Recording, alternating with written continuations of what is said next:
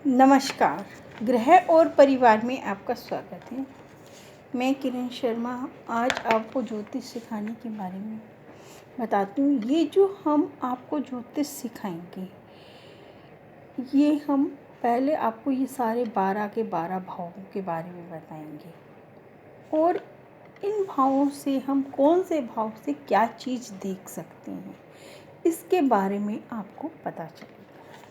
और जब भी हमें से कोई भी क्वेश्चन करता है कि हमें हमारी शादी के बारे में, हमारी नौकरी के बारे में, हमारे व्यवसाय के बारे में, या हमारी जो शारीरिक तबीयत ठीक है या ख़राब है उसके बारे में, हम कौन से भाव से पता चल सकता है।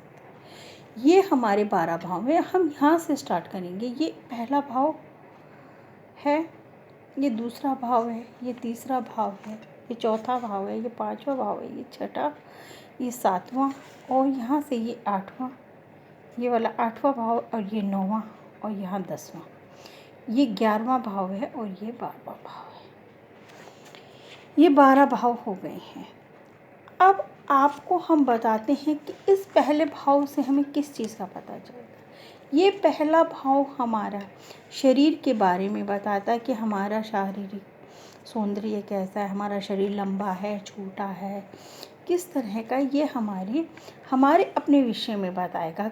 इस पहले भाव को देख कर कि हम बता सकते हैं कि सामने वाले व्यक्ति का कद छोटा है, लंबा है, कैसा है, इस भाव को देखने पर। दूसरा भाव होता है ये धन भाव, कि हमें धन कहाँ से प्राप्त होगा, कि हमें धन कब प्राप्त होगा, शादी के बाद प्राप्त होगा या शादी से पहले प्राप्त होगा, या हम अपने ही दम पर धन को इकट्ठा करेंगे, ये धन भाव है।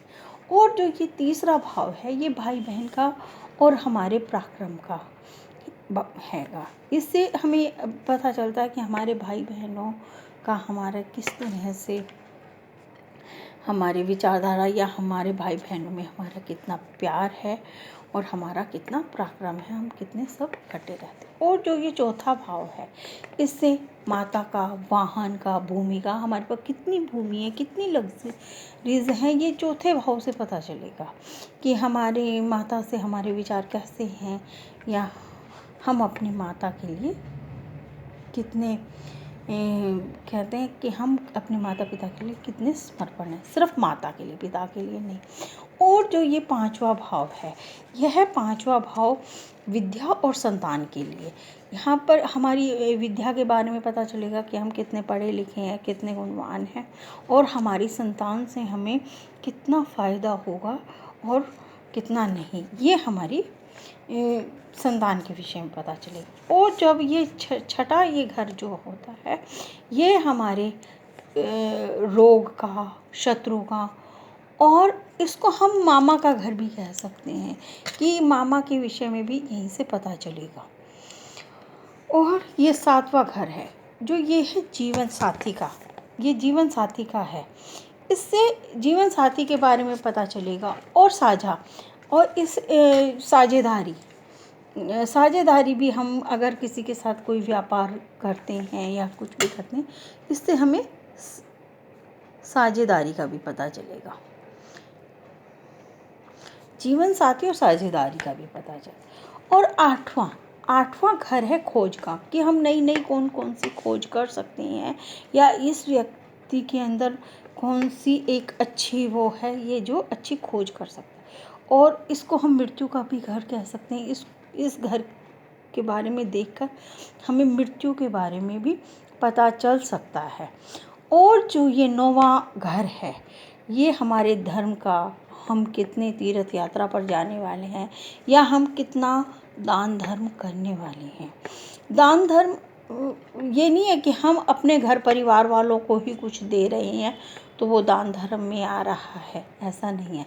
दान धर्म भी हम बाहर किसी गरीब की सेवा कर रहे हैं, मंदिर में दे रहे हैं, वो दान धर्म में गिना जाता है, ना कि वो घर परिवार में ही हम किसी को देते हैं तो वो दान।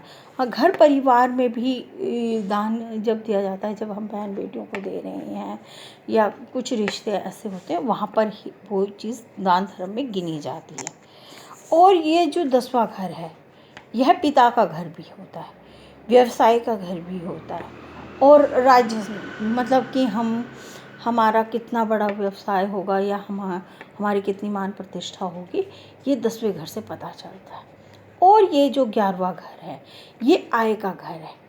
इससे पता चलता है कि हमें आय कितनी होगी, कितना हमें लाभ होगा, ये हमें 11वें घर से पता चलता है। और जो ये 12वां घर है, यह हमारे खर्च का, हम कहाँ कहाँ खर्च करेंगे, अपने लग्जरीज़ पर खर्च करेंगे या बेकार का खर्च करेंगे।